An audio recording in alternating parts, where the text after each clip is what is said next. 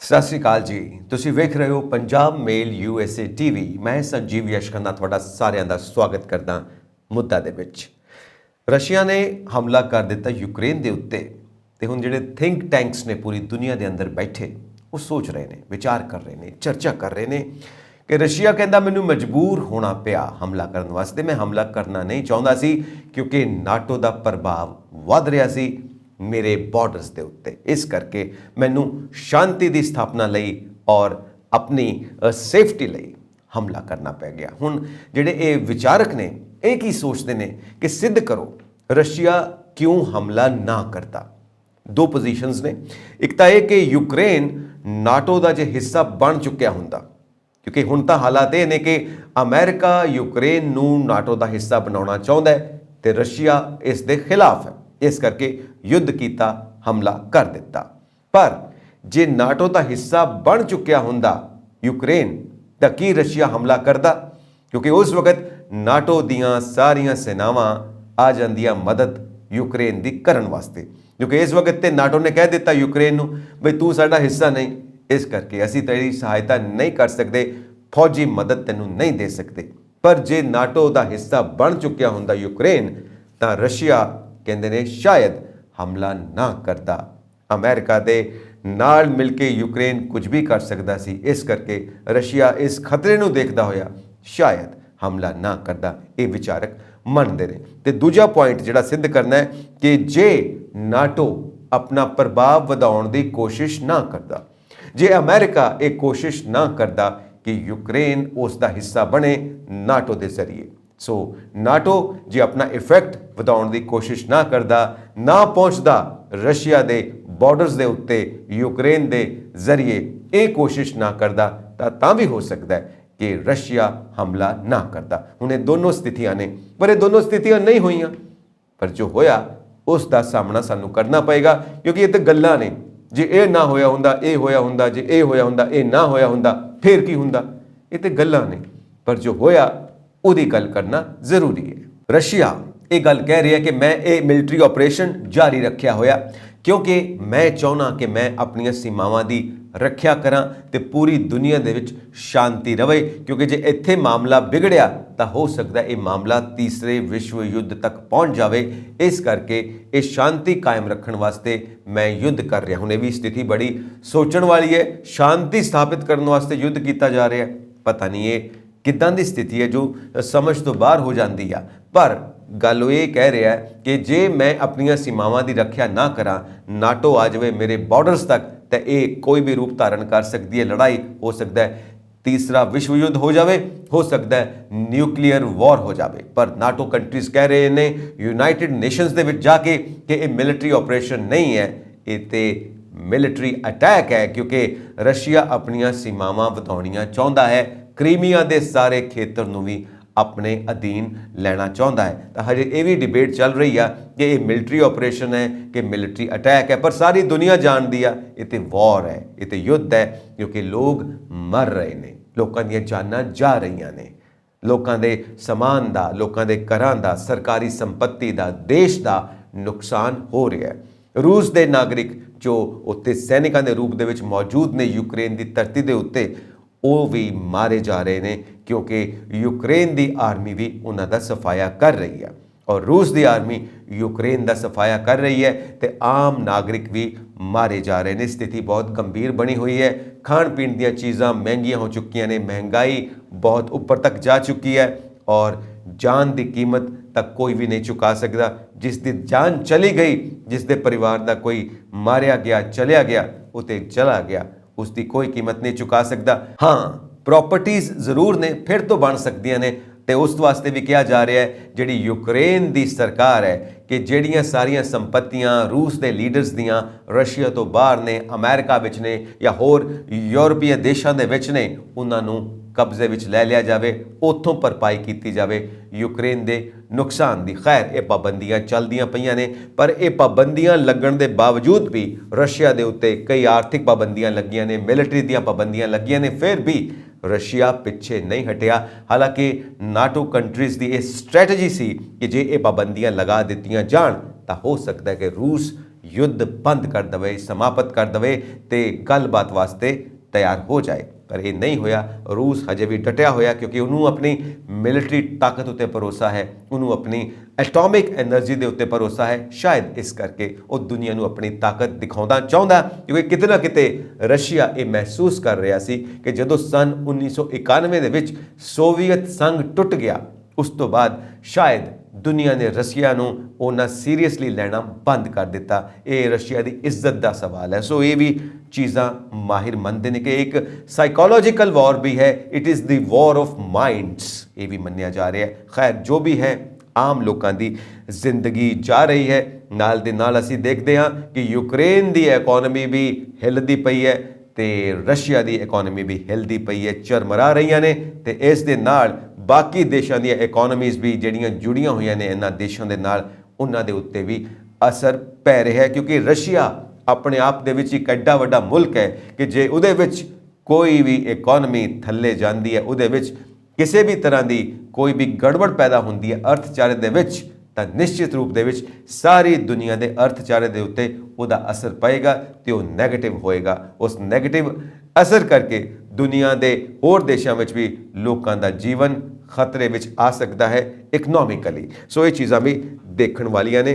नाल physically किहड़े attacks हो रहे हैं, जिहड़ा सब तो खतरनाक अटैक होया है परमाणु प्लांट ते गोलाबारी हुई है यूक्रेन दे विच, ते हुण उस पावर प्लांट दे उत्ते रशिया का कब्जा हो चुका है। अग लगी हुई है। पहला तो कह रहा सी कि ये अग काबू विच कीती गई है, पर हजे पूरी तरह रिपोर्ट्स नहीं मिल रही। तो उस पावर प्लांट के अंदर जिहड़े कर्मचारी मौजूद ने वो काम जरूर कर रहे हैं। हजे तक रेडिएशनस बाहर तक नहीं फैलियां, क्योंकि कहा जाता है कि किलेबंदी बहुत मजबूत है। जो भी परमाणु अंदर इस्तेमाल होंदे ने उसका बाहर इन्ना असर नहीं होएगा, पर फिर भी खतरा तो मौजूद है।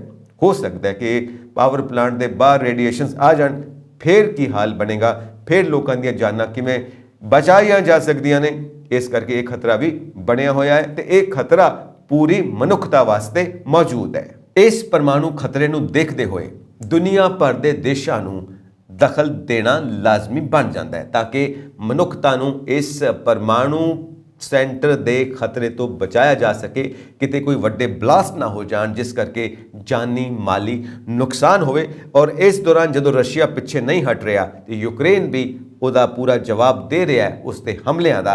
फिर भी गलबात हुई है, गलबात का दौर चलिया, कुछ ना कुछ उहदे विच समझौते होए ने। समझौते की होए ने कि कुछ देर वास्ते युद्ध नूं विराम दिता गया है रशिया वालों, कि जिहड़े दूसरे देशों के शहरी, दूसरे देशों के लोग फसे हुए ने यूक्रेन दे विच, उन्हां नूं निकलण दा ते सुरक्षित थां ते पहुंचण दा मौका दे दिता जाए। इस करके ये काफ़ी समय तक जंग बंद कर दी गई है, तो उन्होंने शहरियों को अपील की जा रही है कि उत्थों निकल के सेफ स्थान पर पहुँच जान, ताकि उत्थों उन्होंने वापस उन्होंने देश भेजा जा सके। दूजी गल ये फाइनल हुई है कि दोवां देशों के प्रेजिडेंट्स, यूक्रेन के प्रेजिडेंट तो रशिया के प्रेजिडेंट आपस दे विच सीधी गलबात करन, क्योंकि हुण तक विचोलियां के थ्रू गलबात हो रही है, पर हुण सीधी गलबात करन ते जिस तरह आपां पहला जिक्र किया कि अंतरराष्ट्रीय भाईचारे नूं हुण इकट्ठा होना चाहिए ताकि ये युद्ध नूं रोकिया जा सके। ये बजाय इस दे कि सख्ताइयां वरतियां जा रही ने रशिया के खिलाफ, ये पाबंदी लगा दो, ये पाबंदी लगा दो, इस वाल ध्यान देने की बजाय हुण सीधी गल की जाए बई युद्ध रोको।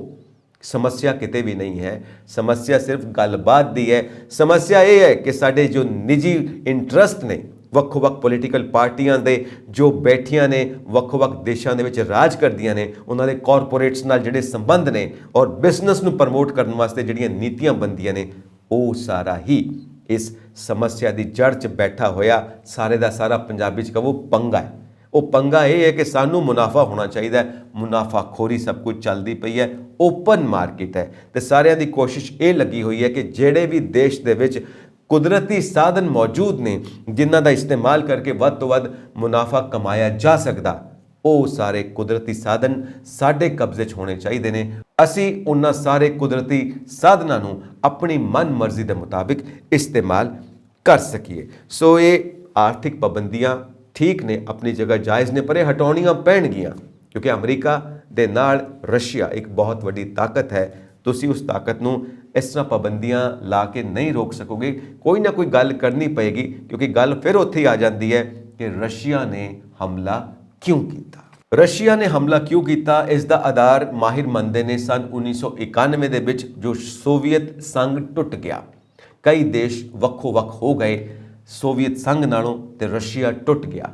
ਹੁਣ ਤੋਂ ਕਾਫੀ ਸਾਲ ਪਹਿਲਾਂ ਜੋ ਇਹ ਰਸ਼ੀਆ ਨੂੰ ਫੇਸ ਕਰਨਾ ਪਿਆ ਪੂਰੀ ਦੁਨੀਆ ਦੇ ਸਾਹਮਣੇ, ਤਾਂ ਇਹ ਕਿਤੇ ਨਾ ਕਿਤੇ ਸ਼ਰਮਿੰਦਗੀ ਦਾ ਕਾਰਨ ਵੀ ਬਣਿਆ ਤੇ ਨੁਕਸਾਨ ਵੀ ਹੋਇਆ। ਤਾਂ ਉਸ ਸਭ ਨੂੰ ਸਾਹਮਣੇ ਰੱਖਦੇ ਹੋਏ ਪੁਤਿਨ ਅੱਜ ਉਸ ਇਰਾਦੇ ਨਾਲ ਨਿਕਲੇ ਹੋਏ ਨੇ ਕਿ ਰਸ਼ੀਆ ਨੂੰ ਫਿਰ ਤੋਂ ਸਨ 1991 ਤੋਂ ਪਹਿਲਾਂ ਵਾਲਾ ਸੋਵੀਅਤ ਸੰਘ ਬਣਾਉਣਾ ਹੈ। ਜਿਹੜੇ ਇਲਾਕੇ ਸਾਡੇ ਹੱਥੋਂ ਨਿਕਲ ਗਏ ਉਹਨਾਂ ਇਲਾਕਿਆਂ ਨੂੰ ਦੁਬਾਰਾ ਅਸੀਂ ਆਪਣੇ ਅੰਡਰ ਲੈ ਕੇ ਆਉਣਾ ਹੈ। ਪਰ ਭਾਰਤ ਇਹਦੇ ਵਿੱਚ ਨਿਊਟਰਲ ਹੈ, ਉਹ ਕਿਸੇ ਪਾਸੇ ਨਹੀਂ ਜਾ ਰਿਹਾ, ਸਿਰਫ ਸਲਾਹ ਦੇ ਰਿਹਾ ਹੈ ਕਿ ਯੁੱਧਬੰਦੀ ਕਰੋ, ਜੰਗਬੰਦੀ ਕਰੋ, ਲੜਾਈ ਕਿਸੇ ਵੀ ਮਸਲੇ ਦਾ ਹੱਲ ਨਹੀਂ ਹੋ ਸਕਦਾ। ਇਸ ਕਰਕੇ ਜ਼ਿਆਦਾ ਤੋਂ ਜ਼ਿਆਦਾ ਕੋਸ਼ਿਸ਼ ਇਹ ਹੈ ਕਿ ਸ਼ਾਂਤੀ ਦੀ ਸਥਾਪਨਾ ਹੋਣੀ ਚਾਹੀਦੀ ਹੈ।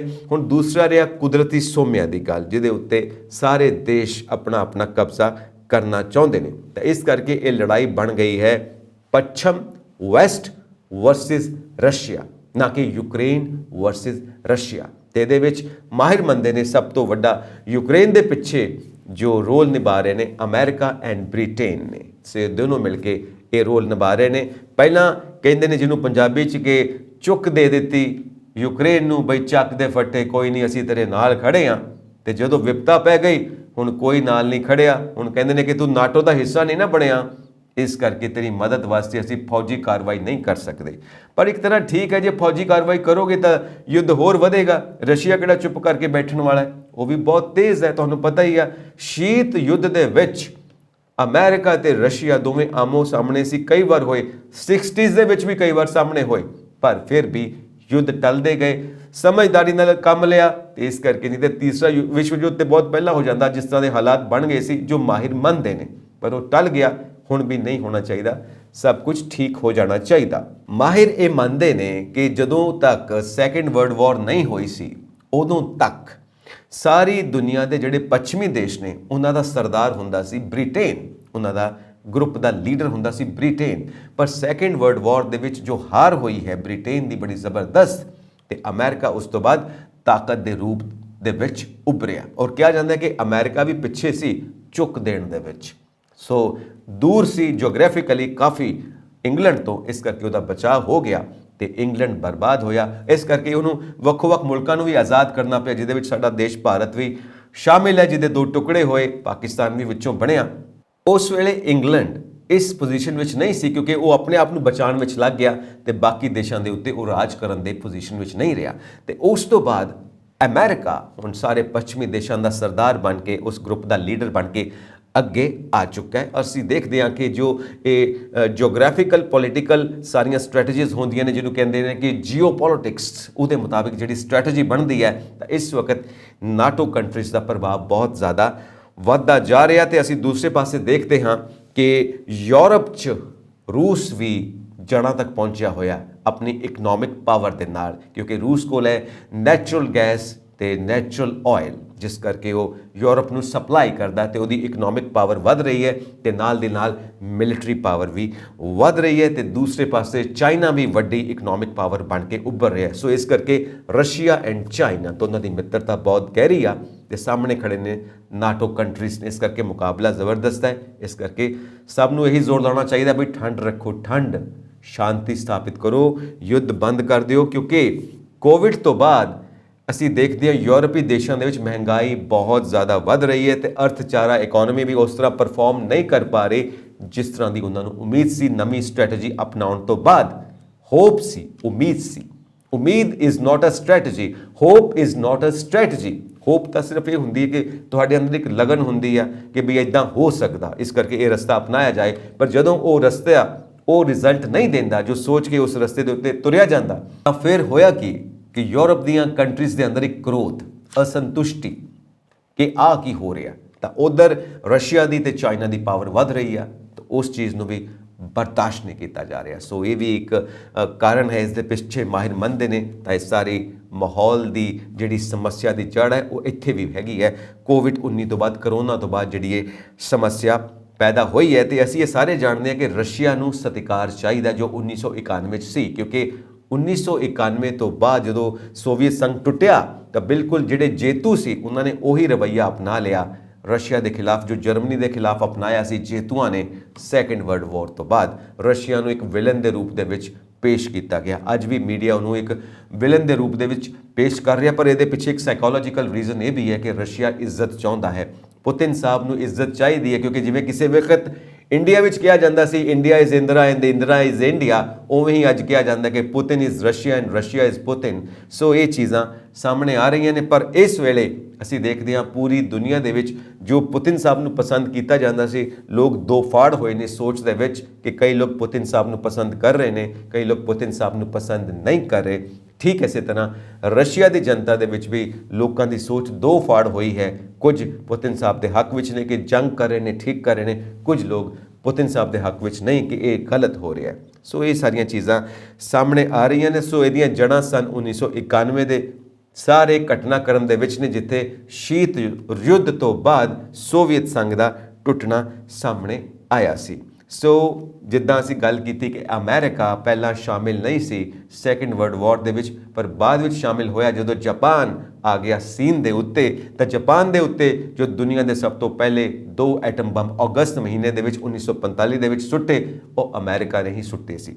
ਹਾਲਾਂਕਿ ਉਹਦੇ ਵਿੱਚ ਵੀ ਇਹ ਗੱਲ ਮਿਲਦੀ ਹੈ ਕਿ ਜੋ ਐਰੋਪਲੇਨ ਬੰਬ ਸੁੱਟਣ ਗਏ ਸੀ ਉਹਨਾਂ ਨੂੰ ਵਾਇਰਲੈਸ ਉੱਤੇ ਮੈਸੇਜ ਦਿੱਤਾ ਗਿਆ ਸੀ ਵਾਪਸ ਆਉਣ ਦਾ, ਪਰ ਉਹ ਕਮਾਂਡ ਗਲਤ ਸੁਣ ਬੈਠੇ।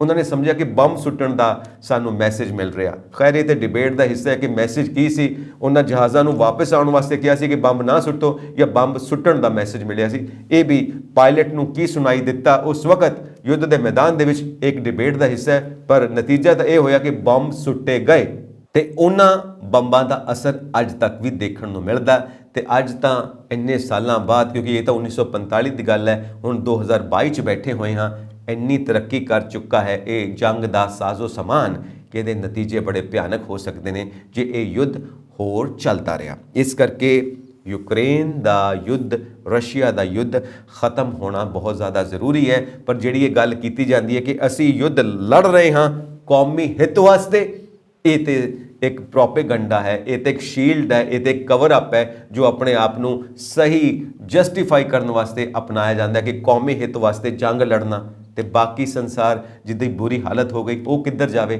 ਇਹ ਕੌਮੀ ਹਿੱਤ ਵਾਸਤੇ ਕੋਈ ਜੰਗ ਨਹੀਂ ਹੁੰਦੀ। ਕੌਮੀ ਹਿੱਤ ਵਾਸਤੇ ਤਾਂ ਟੇਬਲ ਤੇ ਬੈਠ ਕੇ ਗੱਲਬਾਤ ਹੁੰਦੀ ਹੈ, ਸੰਵਾਦ ਰਚਿਆ ਜਾਂਦਾ ਹੈ। ਸੋ ਸੰਵਾਦ ਹੋਵੇ ਤੇ ਇਸ ਯੁੱਧ ਦਾ ਅੰਤ ਹੋਵੇ, ਇਸ ਦੀ ਉਮੀਦ ਦੇ ਨਾਲ ਹੀ ਅਸੀਂ ਇਸ ਚੀਜ਼ ਨੂੰ ਤੁਹਾਡੇ ਸਾਹਮਣੇ ਪੇਸ਼ ਕਰ ਰਹੇ ਹਾਂ, ਅਰਦਾਸ ਦੇ ਰੂਪ ਦੇ ਵਿੱਚ, ਪ੍ਰਾਰਥਨਾ ਦੇ ਰੂਪ ਦੇ ਵਿੱਚ। ਸਾਨੂੰ ਖੁਸ਼ੀ ਹੈ ਕਿ ਤੁਸੀਂ ਮੁੱਦਾ ਪ੍ਰੋਗਰਾਮ ਦਾ ਹਿੱਸਾ ਬਣਦੇ ਹੋ। ਹੋਰ ਅਪਡੇਟਸ ਦੇ ਲਈ ਵੇਖਦੇ ਰਹੋ ਪੰਜਾਬ ਮੇਲ USA TV। ਸਤਿ ਸ਼੍ਰੀ ਅਕਾਲ ਜੀ।